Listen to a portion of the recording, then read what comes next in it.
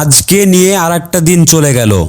আজকে আর একটা গুরুত্বপূর্ণ দিন চলে গেল। আপনার আপনার এক্সাম সন্নিকটে, ঠিক আছে? আপনার সময় কিন্তু চলেই যাচ্ছে। দেখেন, আপনি নিজেই একটু ভাবেন যে আপনার যেহেতু আপনি আইএলটিএস এক্সাম দিবেন, আপনার পরিবার জানে আপনি আইএলটিএস এক্সামে বসবেন, আপনি অলরেডি কোচিং করছেন, তাই না? কোচিং করতেছেন, তারপরেও ইমপ্রুভমেন্ট পাচ্ছেন না, নিজের কাছে খারাপ লাগতেছে।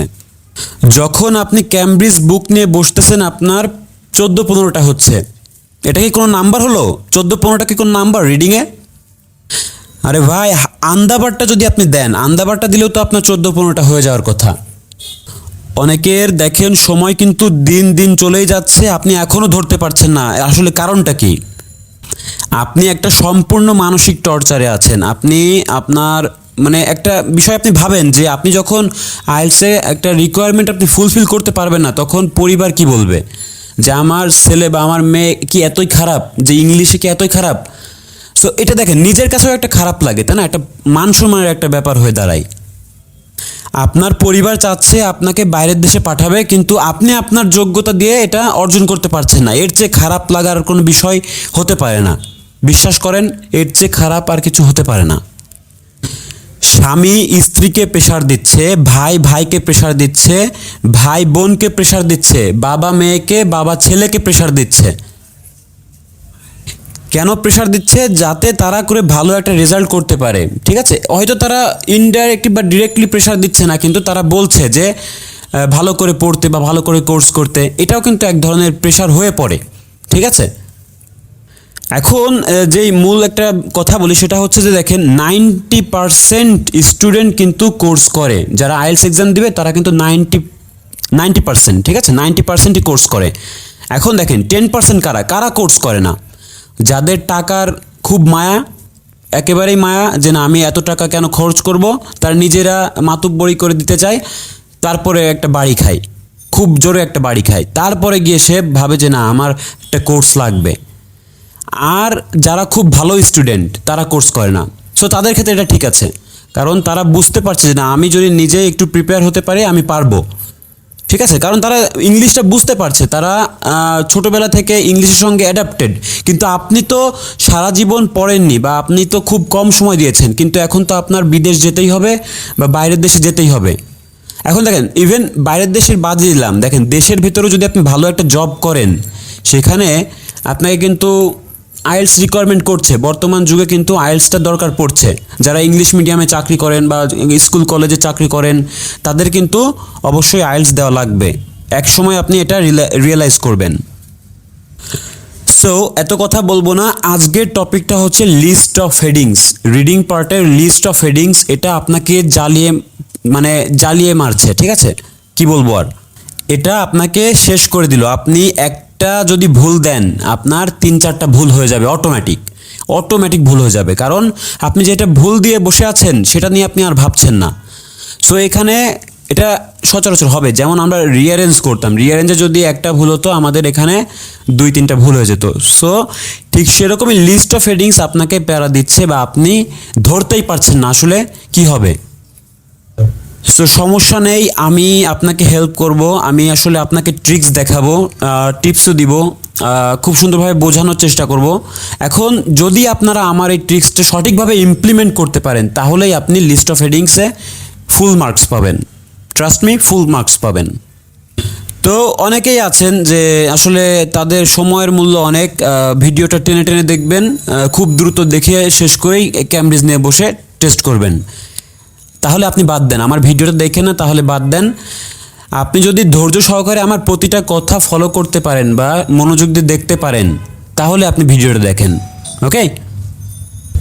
সো আমার ভিডিওটি সম্পূর্ণ মনোযোগ দিয়ে দেখেন। আরেকটা বিষয় আমি শুরু করার আগে বলি, আপনারা আসলে ভুল দিকে দৌড়াচ্ছেন, ঠিক আছে? কারণ আপনি এখনও রিয়েলাইজ করতে পারছেন না যে আপনি বিগত 4 মাস 6 মাস ধরে যে খাটছেন, এরপরেও কেন আপনার ইমপ্রুভ হলো না। আপনাকে বুঝে নিতে হবে যে আপনি ভুল দিকে দৌড়াইছেন। একটা দেখেন, একটা বিষয় আপনি সবসময় মনে রাখবেন, আপনি যদি আইএলটিএসে কোনো বিষয় ধরতে পারেন, আপনি যদি পরীক্ষার আগের দিনও ধরতে পারেন, তাহলেও আপনি রিয়েল এক্সামে পারবেন। কিন্তু যদি আপনি ধরতে না পারেন, আপনি 6 মাস ধরেও পারবেন না, ঠিক আছে? এটা আপনি মাথায় রাখেন। সো সময় আসলে কি, আপনি ধরা শিখেন, দেখবেন যে সবগুলো আপনার কারেক্ট হচ্ছে। আর যদি না ধরতে পারেন, তাহলে আপনার ওই যে বলবেন না, মানে আপনি 6 মাস 8 মাস 1 বছরও যদি করেন আপনার কাঙ্ক্ষিত রেজাল্ট আপনি পাবেন না। ওকে, সো বেশি কথা না বলে আমি শুরু করছি। আজকে শুধু টিপস অ্যান্ড ট্রিক্স হবে, আর আমি আপনাকে শেষে বুঝাই দেবো যে আপনি কিভাবে ইমপ্লিমেন্ট করবেন। ওখানে অনেকে আসলে আমাকে বলে যে আমি নাকি ট্রিক্সের জাহাজ। সো বিষয়টা আসলে মাথায় রাখবেন যে আমি কি কি দেখাচ্ছি, সো এটা আপনি ফলো করেন, দেখবেন যে আপনারও একটা ভালো রেজাল্ট আসবে। তাহলে চলুন আমরা ওয়ান বাই ওয়ান আগে দেখে নিই কী কী ট্রিক্স আছে যেগুলো আপনি অ্যাপ্লাই করতে পারেন। ঠিক আছে, সো আমি প্রথমে আপনাদেরকে ট্রিক্সগুলো দেখাবো, তারপরে আমি যখন প্যারাগ্রাফটা সলভ করব তখন আপনি অনেক টিপস পাবেন। ঠিক আছে, সো আগে আপনি মনোযোগ দিয়ে ট্রিক্সগুলো জানুন। ঠিক আছে, যে কী কী আপনি ট্রিক্স অ্যাপ্লাই করতে পারেন। আচ্ছা, সো নাম্বার ওয়ান যে ট্রিক্সটা আছে সেটা সবসময় মনে রাখবেন যে প্রথমটা মেলানোর সময় প্রথম হেডিংস দিব না। আচ্ছা, আমি একটু ক্লিয়ার করছি। মনে করেন যে আপনার প্যারাগ্রাফ এ অ্যান্সার হয়তো অনেক সময় দেওয়া থাকবে। ঠিক আছে, এখন আপনার প্রথমটা কোনটা? আপনার প্রথম হচ্ছে যেটা আপনি প্রথম ভাবছেন, যেটা নিয়ে আপনি প্রথমে ভাবছেন, অর্থাৎ প্যারাগ্রাফ বি আপনার হতে পারে প্রথম প্যারাগ্রাফ, তাই না? কিন্তু এটার অ্যান্সার কখনোই লিস্ট অফ হেডিংসের আই নাম্বারটা হবে না, অর্থাৎ প্রথমটা হবে না। ঠিক আছে, অর্থাৎ এজন্য আমি একটু আপনাকে ভেঙে বলি যে প্রথমটা যখন আপনি সলভ করছেন তখন আপনি কখনোই লিস্ট অফ হেডিংসের ওই প্রথম হেডিংসটা মেলানোর চেষ্টা করবেন না। এতে করে কি হবে? এটা কখনোই হবে না, এই অ্যান্সারটা কখনোই হবে না। সো আপনি যেটা জানতে পারছেন যে এটা কখনোই হবে না, তাহলে আপনি কেন সময় নষ্ট করবেন?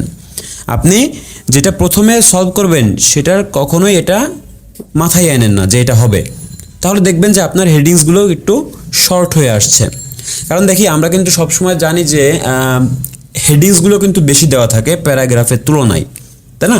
এতে করে যতটা আমরা সেভ করতে পারি বা যতটা ছোট করতে পারি হেডিংসগুলো, তাহলে ততটা ভালো। আচ্ছা, তাহলে এটা আপনি মাথায় রাখবেন নাম্বার ওয়ান। এরপরে দ্বিতীয় নাম্বার যেটা আছে যে হুবহু যদি মিলে যায়, অর্থাৎ হুবহু মিলে গেলে বুঝবেন ঘাপলা আছে, অর্থাৎ একটা সমস্যা আছে, এই ফাঁদে কখনো পা দিব না। ওকে, সো আপনি কি করবেন? মনে করেন যে অনেকে কি করে, হেডিংসগুলো যে কিওয়ার্ড আছে হুবহু প্যারাগ্রাফের সঙ্গে মিলে যায়, তখন তারা কি করে, না ভেবেই চিন্তেই ওটা দিয়ে দেয়। এটা কিন্তু একটা ট্র্যাপ, ইটস এ ট্র্যাপ।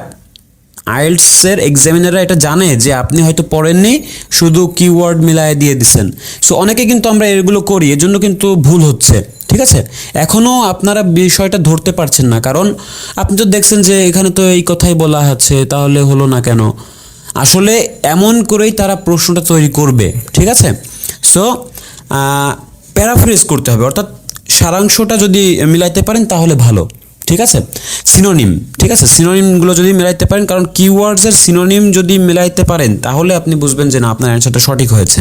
কিন্তু হুবহু মিলাই দিছেন, এটা কখনোই তারা দিবে না, তাহলে তো সবাই পারতো।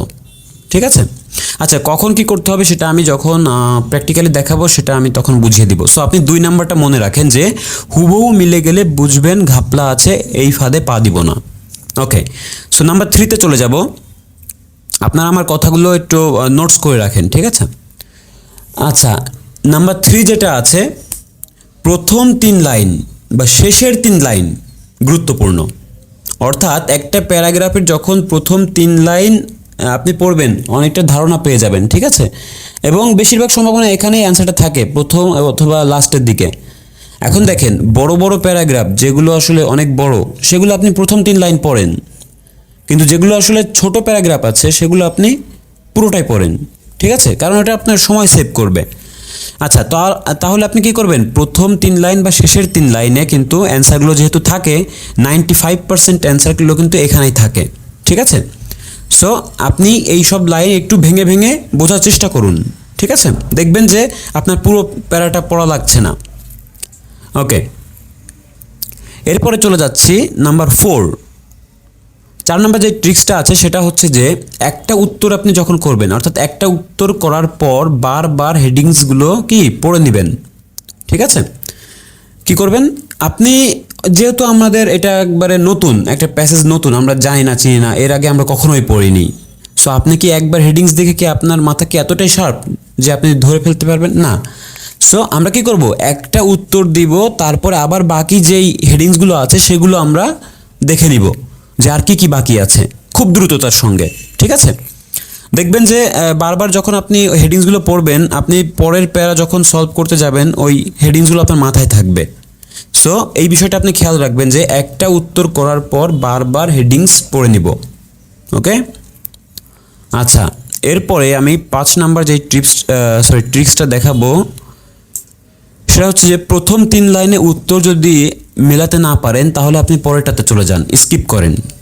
কারণ আমি আপনাকে সবসময় বলি বা আমি যারা আমার কাছে পড়ে তাদেরকে সবসময় বলি যে আপনি সময় নষ্ট করবেন না, কারণ আপনাকে 40টা প্রশ্নের অ্যান্সার দিতে হবে, ঠিক আছে?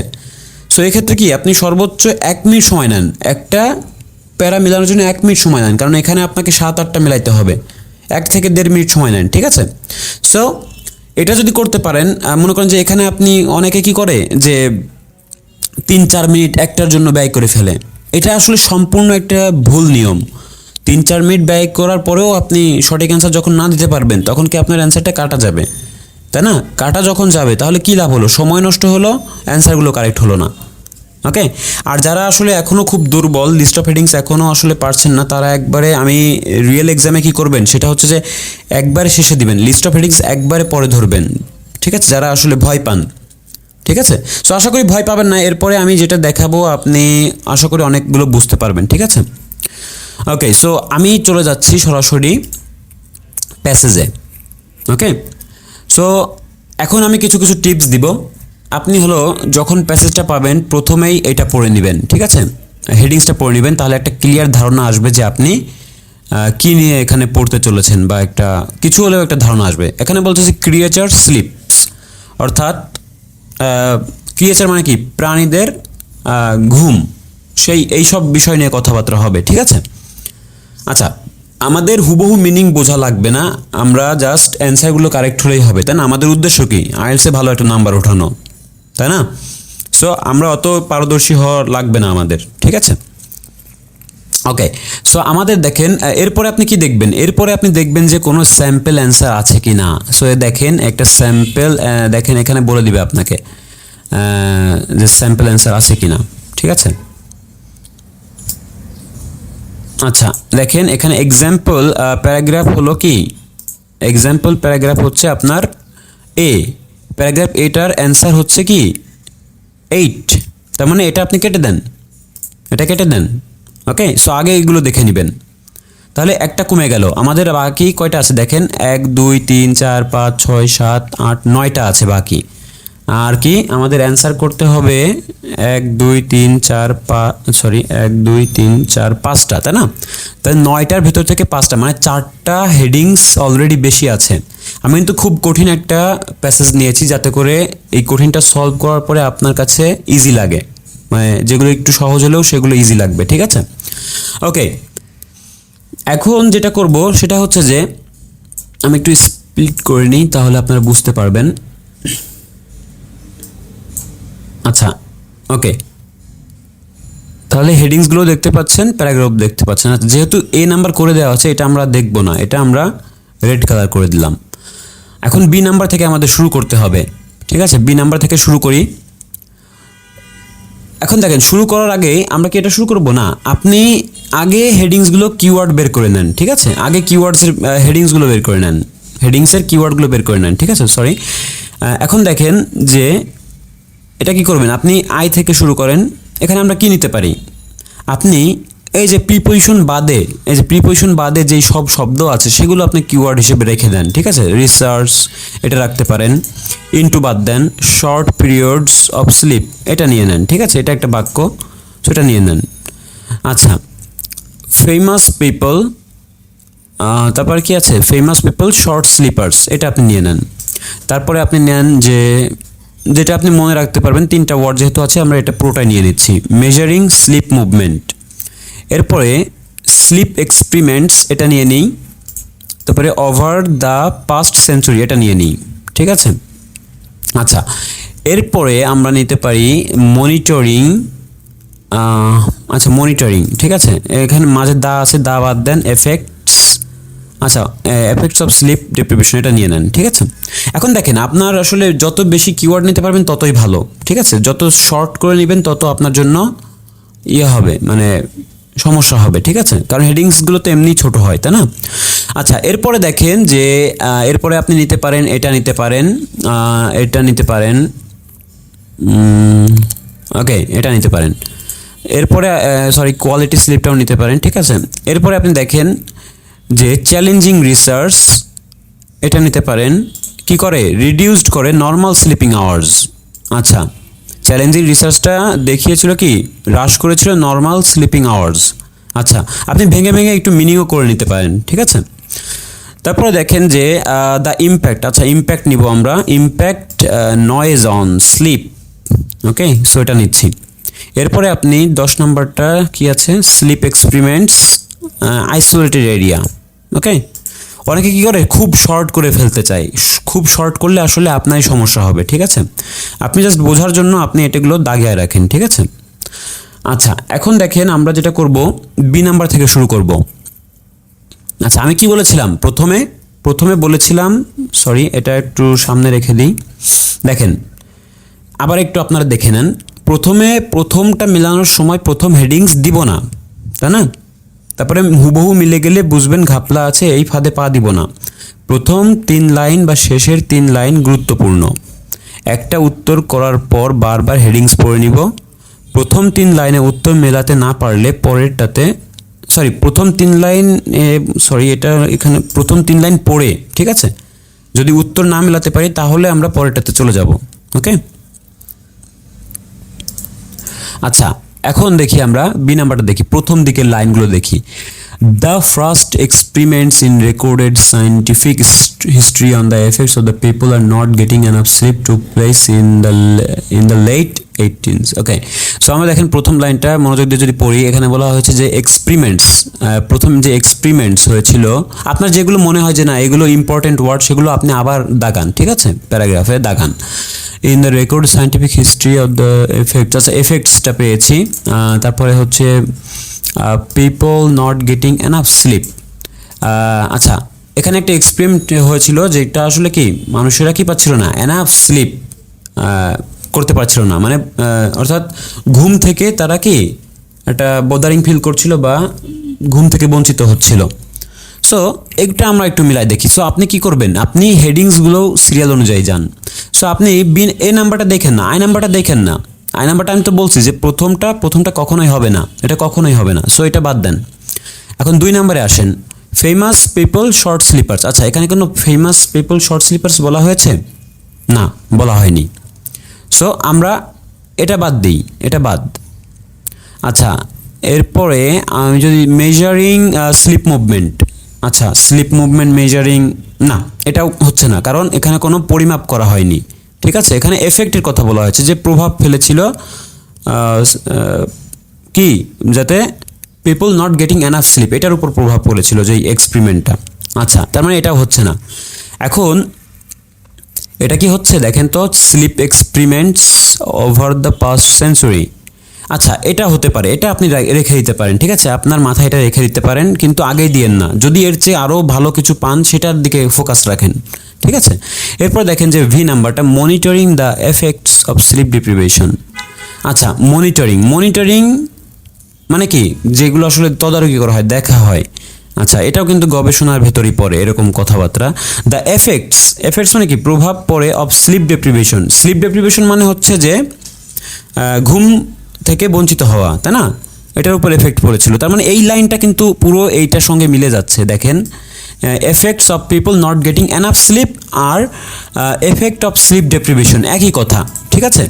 আর যদি আমরা এক্সপেরিমেন্ট ধরি, এটা মনিটরিং আমরা ধরতেই পারি, ঠিক আছে, ওকে। তার মানে এইটার সঙ্গে সবচেয়ে বেশি মিল যাচ্ছে, কিন্তু এইটার সঙ্গে মিল যাচ্ছে না কেন? দেখেন, স্লিপ এক্সপেরিমেন্টস, আচ্ছা এখানে এক্সপেরিমেন্ট আছে, ঠিক আছে, এটা নিতে পারি, কিন্তু পাস্ট সেঞ্চুরি বলতে আমরা হয়তো এটা ভাবতে পারি যে 1800 সাল, যেহেতু এটা পাস্ট, অতীতের কথা, তাই না। সো এটা কি আসলে এটা পড়েছে না, এটার চেয়ে আর একটা বিষয় কি এফেক্ট পড়েছিল, সেটা কিন্তু এখানে আসলে উল্লেখ করে দিয়েছে। তার মানে এই এফেক্ট জিনিসটার জন্য আমরা এটা দিচ্ছি, না হলে আমরা এটাই দিয়ে দিতাম, ঠিক আছে। কারণ দেখেন, তারা কিন্তু এমনভাবে হেডিংসগুলো দিবে যে আপনার মনে হবে যে না এটাই, ঠিক আছে, কারণ খুব কাছাকাছি তারা রাখবে। আচ্ছা, তার মানে আমরা এখন দিয়ে দিব ভি নাম্বারটা, ঠিক আছে। সো এটা আমরা কেটে দিব এখন। ওকে, তার মানে এটা হয়ে গেল। আচ্ছা, এটাও তো বাদ, যেহেতু এটাও বাদ, এটাও দাগিয়ে ফেলছি। এর ভেতরে আবার কালারটা চেঞ্জ করে দিতে হবে। আচ্ছা, একটু ওয়েট করেন। আচ্ছা, সো দেখেন এই যে এই দুইটা আমরা কেটে দিলাম, কারণ এগুলো আমাদের বদারিং করবে, ঠিক আছে। সো বদার করবে, সো আমরা এটা কেটে দিলাম। আচ্ছা, এরপরে আমরা যেটা করতে পারি যে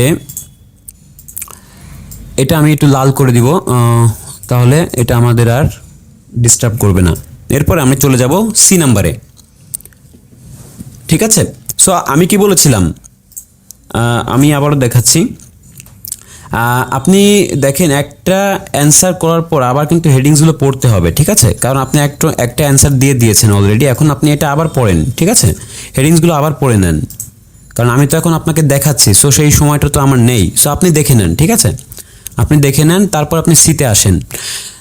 বাকিগুলো যেহেতু বাকি আছে, সো আপনি সিতে আসেন। দেখেন স্টাডিজ, আপনার মনে হচ্ছে এটা ইম্পর্টেন্ট, তাহলে দাগিয়ে ফেলেন। স্টাডিজ মানে গবেষণা, ঠিক আছে। Sleep pattern in some of the more remote areas. আচ্ছা, রিমোট এরিয়াজ, দেখেন আপনি যখন দেখেছেন এই কিওয়ার্ডগুলো দেখেছেন, আমার কিন্তু চোখ পড়ে যাবে রিমোট এরিয়াজের দিকে। দেখেন এক্স নাম্বারে আছে আইসোলেটেড এরিয়া।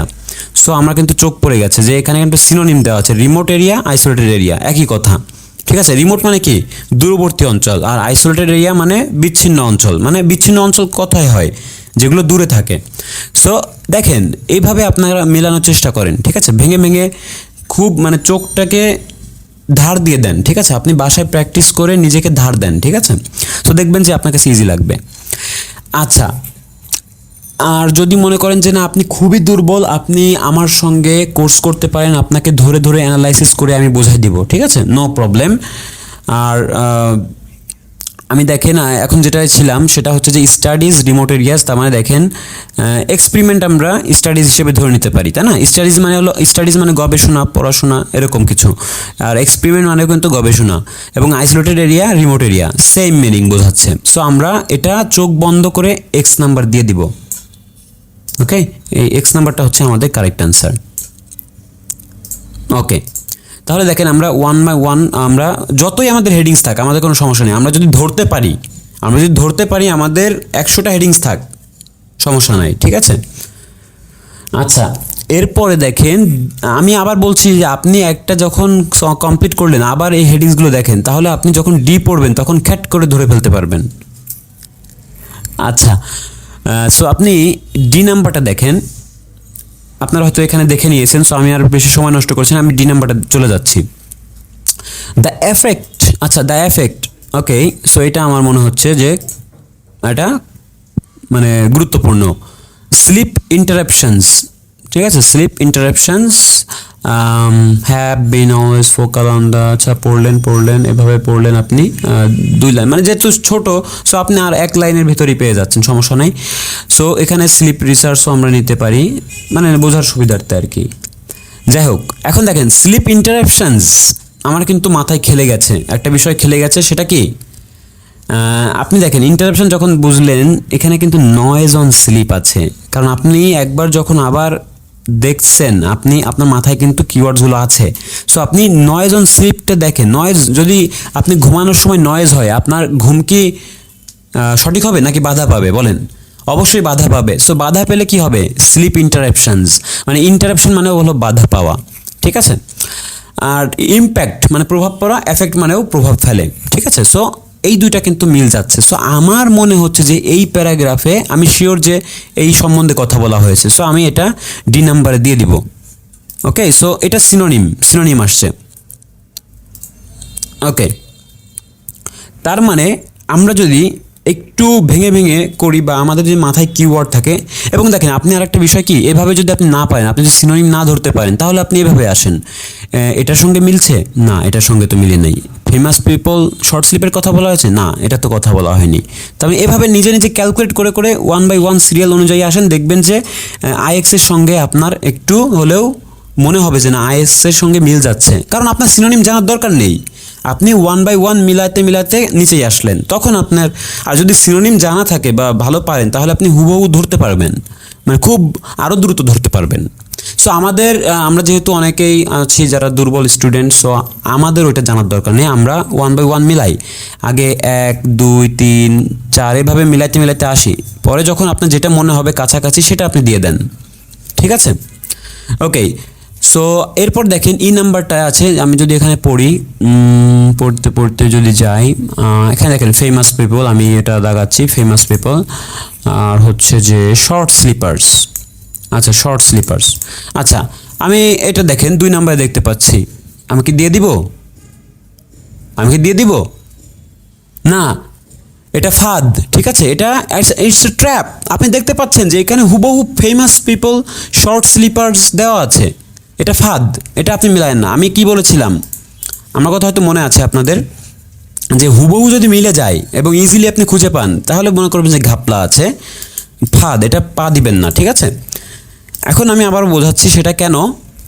দেখেন আমাদের বলেছে কি লিস্ট অফ হেডিংস, হেডিংস মানে কি একটা শিরোনাম। সো দেখেন এটা ওয়ার্ডের মতো লাগতেছে, কিন্তু এটা কোনো শিরোনামের মতো কিন্তু পড়ছে না। 2টা ওয়ার্ড দেওয়া আছে এবং 2টা ওয়ার্ড মিল দেখানো হয়েছে। আপনি যদি এরকম জাতীয় কোনো ওয়ার্ড দেখেন বা মনে হয় যে না এটা তো হেডিংস হতে পারে না, আপনি কেটে দেন, ঠিক আছে? কারণ দেখেন হেডিংসগুলো কি একটু বড় বড় হচ্ছে, দেখুন measuring sleep movement, sleep experiment over the past century, তারপরে দেখেন কি research into short period of sleep. So এইগুলো আমার হেডিংস মনে হচ্ছে, সো এগুলো আমি রেখে দিই। যদি আপনার মনে হয় যে না এগুলো তো ওয়ার্ড, এগুলো তো কখনোই হেডিংস হতে পারে না, কারণ এটা তো দেখেন 2টা শর্ট শর্ট ওয়ার্ড দিয়েছে এবং হুবহু মিলাই দিছে। সো অনেকে দেখবে যে দেখেই দিয়ে দিবে আর ভাববে যে না আমার অ্যান্সারটা কারেক্ট হয়েছে। সো এইভাবেই আমরা কিন্তু ভুল করে আসছি, বারবার এইভাবেই ভুল করতেছি, ঠিক আছে? সো এটা দিব না, এটা আমরা কেটে দিব, এটা বাদ দেন। তার মানে আর বাকি থাকলো কি কি দেখেন তো, এখানে আমি যদি পড়ি, আরেকটু পড়ি, কারণ যেহেতু আমাদের এখানে ট্র্যাপ, সো আমরা আরেকটু পড়বো। সো দেখেন 4 থেকে 5 ঘন্টা, যখন কোনো সংখ্যা জাতীয় কিছু থাকবে একটু মনোযোগ দেওয়ার চেষ্টা করবেন। সো দেখেন 4 থেকে 5 ঘন্টার কথা বলা হয়েছে এবং একটা শর্ট স্লিপার্স। আচ্ছা, ঠিক আছে। আচ্ছা, নর্মাল স্লিপ আমরা যেহেতু জানি যে 8 ঘন্টা আমরা ঘুমাতে পারি, তাই না? সো আমার মনে হচ্ছে আমি যদি এটা জন্য যাই শর্ট পিরিয়ড অফ স্লিপ, না স্লিপের কথা বলেন, এখানে স্লিপার্সের কথা বলা হয়েছে, তার মানে এটা বাদ, এটা বাদ দেন, আই নাম্বার বাদ। মেজারিং স্লিপ মুভমেন্ট মাপা হচ্ছে, না মাপা হচ্ছে না, এখানে গবেষণা করা হচ্ছে, সো এটা বাদ দেন। সো আরেকটা দেখেন sleep experiment of the past century, না এখানে কোনো পাস্ট সেঞ্চুরি নিয়ে কিছু বলা হয়নি যে স্লিপ এক্সপেরিমেন্টস নিয়ে। আচ্ছা, এটা এভাবে বাদ দেন। এটা কি 6 নাম্বার, না এরকম কোনো কিওয়ার্ডই আমরা পাইনি, কোয়ালিটি স্লিপ বা হ্যান ত্যান কিছু পাইনি, সো এটাও বাদ দেন। আপনি এটা দেখেন challenging research in reduced normal sleeping hour. আচ্ছা দেখেন রিডিউসড মানে হ্রাস করেছে নর্মাল স্লিপিং আওয়ার্স, রাইট? কারণ দেখেন এখানে 4 থেকে 5 ঘন্টা, এটা আসলে খুব কম, তাই না? সাধারণের বা নর্মালের তুলনায় কিন্তু কম। তবে রিডিউস মানে কম বা হ্রাস করা, এবং নর্মাল মানে নর্মাল বলতে 8 ঘন্টা বোঝাই বা 8-10 ঘন্টা বুঝতে পারি। সো সেক্ষেত্রে এখানে 4-5 ঘন্টা আছে। সো আমরা বুঝতে পারছি যে এটাই হবে, এবং এটা কি একটা চ্যালেঞ্জিং রিসার্চ। আপনি যদি দেখেন আরেকটু পড়ে, আপনি যদি শিওর হতে চান যে যা এখানে একটা ডিফিকাল্ট, দেখেন ডিফিকাল্ট মানে চ্যালেঞ্জ হতে পারে, ঠিক আছে? রিসার্চার্স, ওকে, তাদের জন্য এটা ডিফিকাল্ট ছিল। আচ্ছা, সো এটা আমরা challenging research reduce normal sleeping hour দিয়ে দিব, ওকে? সো এটা আমাদের সঠিক অ্যান্সার। এখন দেখেন আপনি আবার দেখেন কি কি বাকি আছে, এবং আমাদের আর মাত্র একটা প্যারা বাকি আছে। সো একটা প্যারা কিভাবে করব? এই স্টাডি, একটা গবেষণা,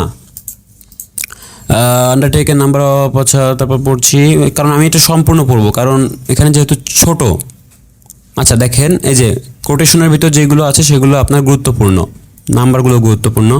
সো দেখেন মাইক্রো স্লিপস, ওকে, মাইক্রো স্লিপস মানে শর্ট পিরিয়ড অফ টাইম, বলে দিয়েছে তারা। মাইক্রো স্লিপ মানে কি short period of time. So দেখেন তো শর্ট পিরিয়ড অফ কোথাও আছে কি না, এই যে আছে, ফার্স্টেই আছে research into short periods of sleep, তাই না? এই দেখেন মাইক্রো স্লিপ মানে শর্ট পিরিয়ডস অফ স্লিপ, ঠিক আছে? দেখেন আমি কি বলেছি, হুবহু কিন্তু মিলছে না, এখানে সিনোনিম আকারে মিলছে, তাই না? সিনোনিম আকারে মিলছে, অথবা short period of time, time বলতে এই স্লিপের কথাই বলা হচ্ছে, ঠিক আছে? সো হুবহু মিলছে না, কিন্তু এটার একটা প্যারাফ্রেজ করে দেওয়া হয়েছে বা সিনোনিম দেওয়া হয়েছে। সো তাহলে আপনি এটা নিয়ে নেন, ঠিক আছে? আপনি শিওর থাকেন যে এটা আপনার অ্যান্সার, সঠিক অ্যান্সার। সো এই হচ্ছে আমাদের টোটাল মিলে গেল, ঠিক আছে? সো আপনি কি করবেন, আপনি এইভাবে আপনি একটু বাসায় প্র্যাকটিস করেন, ঠিক আছে? প্র্যাকটিস করলে অবশ্যই আপনি পারবেন, কারণ মানুষ পারে না এমন কোনো কাজ নেই, ঠিক আছে? মানুষ পারে। এখন আপনি হয়তো আরেকটু সময় লাগতে পারে, কারণ আপনারা হয়তো অলরেডি অন্য ওয়েতে আপনারা এতদিন করে আসছেন। সো আমার এই ট্রিক্সগুলো ফলো করতেও আপনার 2-1 দিন সময় লাগতে পারে। সো আপনি ভালো করে আমারটা ফলো করেন, দেখবেন যে আপনি পারবেন। আর যদি না পারেন, ঠিক আছে, যদি না বুঝতে পারেন, ইউটিউবে আসলে কি আপনাকে আমি একা একা বক বক করে যাচ্ছি, আপনাদের সমস্যাগুলো কিন্তু এখনও আমি শুনতে পারছি না। সো আপনারা যদি কোর্স করতে চান, আপনি আমার সঙ্গে কোর্স করতে পারেন, ঠিক আছে?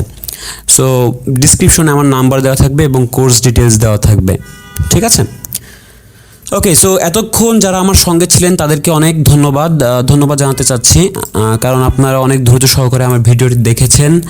এবং যদি ভালো লাগে অবশ্যই শেয়ার করবেন, লাইক করবেন, কমেন্ট করবেন। কমেন্ট করলে আপনাদেরকে আমি চিনতে পারি বা আপনাদেরকে আমি দেখতে পারি এবং আমি উৎসাহিত হই। আমি কিন্তু সমস্ত কমেন্টস পড়ি, ঠিক আছে? সো সময় পেলে আমি পড়ি, সমস্যা নাই। আর যদি মনে করেন যে আপনারা যদি আমাকে একটু হেল্প করেন বা আমাকে সাহস দেন, বা আপনারা যদি একটু পুশ আপ করেন, যেমন শেয়ার বা লাইক কমেন্ট করলে, তাহলে কিন্তু আমার চ্যানেলটা গ্রো হতে সময় লাগবে না, ঠিক আছে?